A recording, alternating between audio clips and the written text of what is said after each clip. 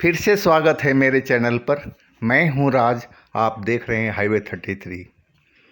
दोस्तों, ये जो कहानी है ये विनय जी ने भेजा है, भोपाल से, मध्य प्रदेश के रहने वाले हैं। और इस बात को लगभग 10 साल बीत चुका है। तो चलते हैं इनके कहानी में। लेकिन दोस्तों, आपने हमारा चैनल को सब्सक्राइब नहीं किया है तो कर लीजिए प्लीज़ जी, धन्यवाद। तो ये विनय जी की कहानी हम विनय की ही जुबानी बताएंगे। तो चलते हैं कहानी में। दोस्तों, मेरा नाम विनय है। मैं भोपाल के किराए के मकान में रहता था।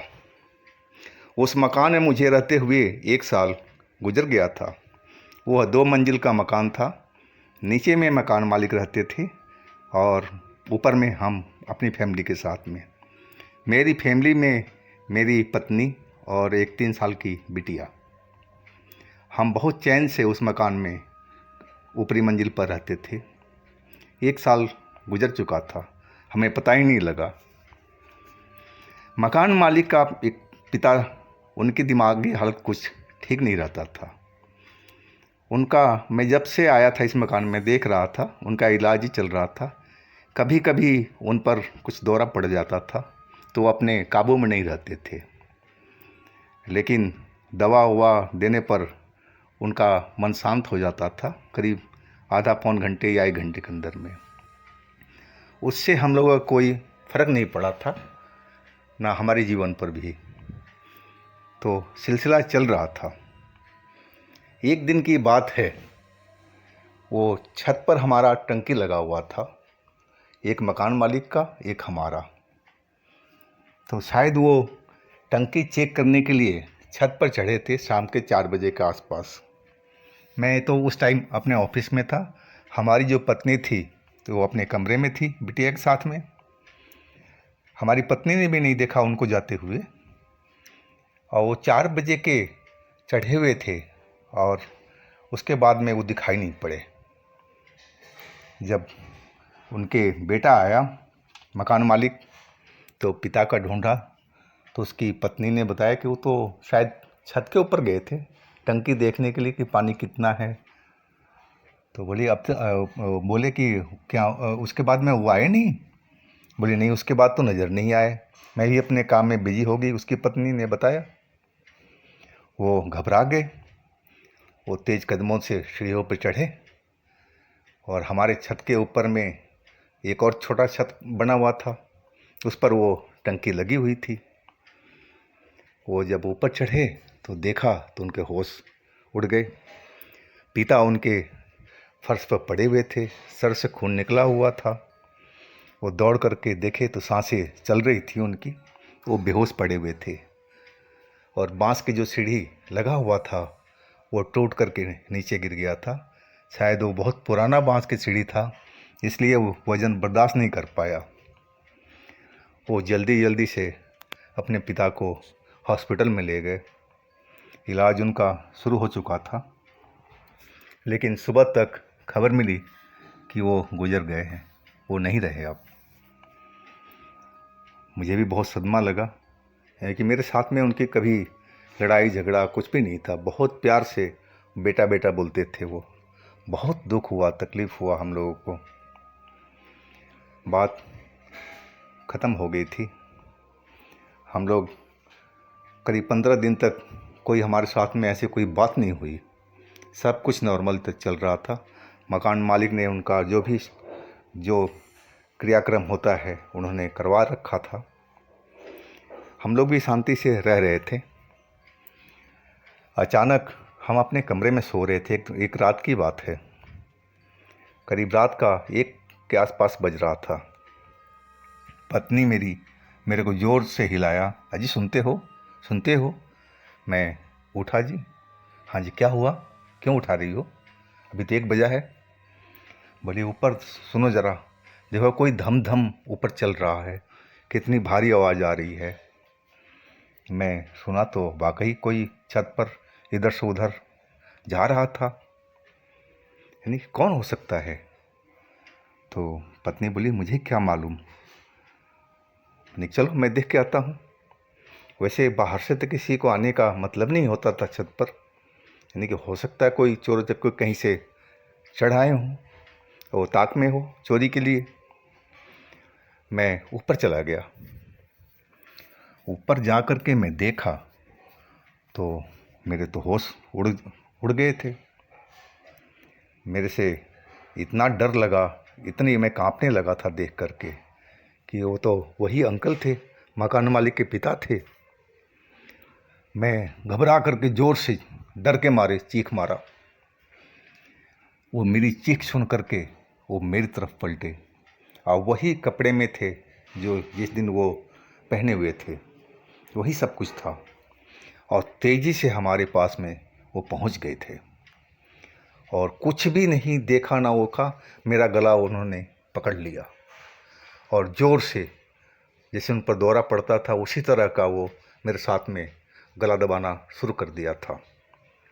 मैं उनका हाथ छुड़ाने की कोशिश कर रहा था, लेकिन मैं छुड़ा नहीं पा रहा था। बहुत उन्होंने शक्ति लगा रखी थी, चाहे उनके में पावर बहुत ज़्यादा था। मैं अब चिल्ला भी नहीं पा रहा था, सिर्फ अपना पैर जो था वो फर्श पर ज़ोर ज़ोर से पटक रहा था कि शायद मेरी पत्नी सुन ले। और मुझे ऐसा लगा कि मैं मर जाऊंगा। मेरा दम घुटने लगा था।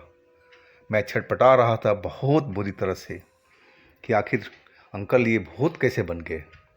इनका तो सब कुछ हो चुका है, क्रियाक्रम से लेकर के हर एक चीज़ इनके बेटे ने सही ढंग से करवाया है। गवाह मैं हूँ, मैं भी देखा था सब कुछ। तो ये भूत कैसे बन गए, ये आत्मा कैसे बन गए। मैं तो खैर ये सब बात तो दूर की है, मैं सोच रहा था कि मेरी जान कैसे बचे। मैं खूब जोर लगा रहा था अपना तरफ से कि अंकल से मैं अपना हाथ छुड़वा लूँ। छटपटा रहा था, पैर इधर से उधर पटक रहा था, हाथ भी इधर उधर उनके चेहरे पे मार रहा था, लेकिन उनको कोई फ़र्क नहीं पड़ रहा था। वो लगातार उन पर धुन सवार थी मेरा गला दबाने की, और वही करते जा रहे थे। अब ऐसा टाइम आ गया कि मैं लगा कि मेरा दम घुट जाएगा, मेरी आंखें बाहर निकल जाएगी। और तभी मैंने पीछे आहट सुना और ऐसा लगा कोई आया है। और इसके बाद वो मेरी पत्नी थी जो मेरी वो पैर की आहट से जो मैं पटक रहा था वो सुन कर के आ गई थी और पास में रखा झाड़ू अंकल पर दे मारा जोर से उनके सर पर। अंकल ने मेरा गला छोड़ दिया और एक कोने में पहुंच कर के वो गायब हो चुके थे। मैं कुछ बोल नहीं पा रहा था, मेरा गला से आवाज़ नहीं निकल रही थी, बस मैं खांसे जा रहा था ज़ोर ज़ोर से। और तभी मकान मालिक का वो बेटा ऊपर आ गया, बोला क्या हुआ जी, क्या क्या तमाशा हो रहा है इतनी रात को, क्या हो गया, आप लोग यहाँ क्यों खड़े हो। मेरी पत्नी बोली कि आपके पापा आए थे और मेरे हस्बैंड को गला दबा रहे थे। इतनी बात सुनते ही वो तो भड़क गया। वो बोला तुम लोग झूठ बोल रहे हो, मेरे पापा का बदनाम कर रहे हो, मेरे पापा कैसे आ सकते हैं, तुम लोग हमारे घर को बदनाम कर रहे हो। बहुत तरह की बातें वो करने लगा। वो हमारी पत्नी से एक तरह से झगड़ा ही करने लगा था और मैं लगातार खांसी जा रहा था। मैं थोड़ी देर के बाद में जब नॉर्मल हुआ तब मैं धीरे से बोला, भाई साहब ये मेरी पत्नी कह रही है, बिल्कुल सही कह रही है। अभी थोड़ी देर पहले आ जाते तो आप खुद ही देख लेते कि मेरे साथ में क्या उन्होंने किया है। अगर ये झाड़ू नहीं मारती उनके सर पर तो वो मेरे को छोड़ने वाले नहीं थे, वो मुझे मार ही डालते। आप कैसी बात कर रहे हैं कि हमारे पिता नहीं थे, आपके पिता को मैं पहचानता नहीं हूँ। सेम वही कपड़े पहने हुए थे, सेम वही चीज़ था जब वो हॉस्पिटल गए थे, जो पहनते थे रेगुलर, वो मैं खुद देखा हूँ इस चीज़ को। वो फिर भी नहीं मान रहा था, बोला आप गलत बोल रहे हो, आपके साथ में कोई चोर उचक्का आया होगा और आपसे आपकी लड़ाई हुई होगी। मेरे लाख समझाने के बाद में भी अपनी बात पर वो अड़ा रहा कि मेरे पिता नहीं हो सकते, कोई और होगा, आप मानो या ना मानो। यानी कि भाई साहब हम आपका मकान कल सुबह में खाली कर देंगे किसी हालत में, हमें यहाँ मरना नहीं है आपके पिता के हाथों। आप जानो, आपका काम जाने, हम रात भर कैसे भी रह लेंगे यहाँ पर और सुबह हम कोई मकान देख करके जैसा भी मिलेगा हम आपका मकान बिल्कुल खाली करेंगे। हम मियाँ बीवी नीचे चले गए कि हमारी बच्ची सो रही थी और ज़्यादा देर तक छोड़ना भी ठीक नहीं था। ऐसे हालात में हमने अपने कमरे में जाकर दरवाज़ा बंद कर लिया। हमारे घर में एक छोटा सा हमने मंदिर बना रखा था कोने में। हम मंदिर के आगे जा कर के बैठ गए, हाथ जोड़े। सारी रात हम मंदिर के पास ही बैठे रहे। सुबह हुआ तब जा कर के हमें शांति मिली, नहीं तो सारी रात हमें डर लग रहा था कि कब वो अंकल आ जाए और हम दोनों पर कहीं हमला ना कर दें। इसी बात का डर लग रहा था। सुबह हुई तब जा कर के मन में शांति मिली। हम अपनी बिटिया को लेकर के उस घर से निकल पड़े थे घर ढूंढने के लिए। गली गली भटकते हुए आखिर दूसरी गली में हमें एक घर मिल ही गया था। ठीक ही ठाक घर था और हमने तय कर लिया कि इस घर में हमें अभी आना है।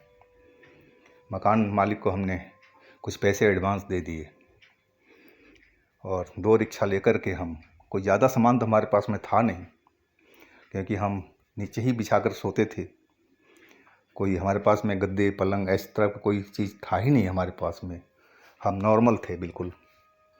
2 रिक्शे में हमारा सामान आ चुका था और मकान मालिक को नमस्ते करके हम चल दिए थे, क्योंकि हमारा एडवांस 1 महीने के पहले ही उनके पास में पड़ा हुआ था। हम उस मकान में शिफ्ट हो गए जी। तब जाके हमें सुकून मिला था। हम उस मकान में रहने लगे थे। करीब हफ्ते भर में मैं उस गली से गुज़र रहा था जिस गली में हमारा पुराना घर था। तो मैं वहाँ पर देखा कि उसमें से एक पंडा टाइप के लोग निकल रहे थे। 2-3 आदमी थे। मैं थोड़ा दूर पे खड़ा हो गया कि पता लगाऊं आखिर हुआ क्या इनके घर में। तो पता लगा हमें कि वो अंकल थे।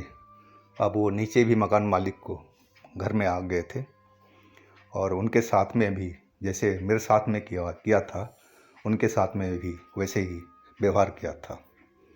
और इसलिए वो पंडा लोग को बुलाए थे कि उनकी आत्मा को शांत किया जाए। आखिर हमारी बात को उस मकान मालिक ने नहीं माना था, लेकिन जब अपने ऊपर पड़ी तब जा कर के उसको अक्ल आया था। तो दोस्तों, ये थी विनय की कहानी, भोपाल के रहने वाले।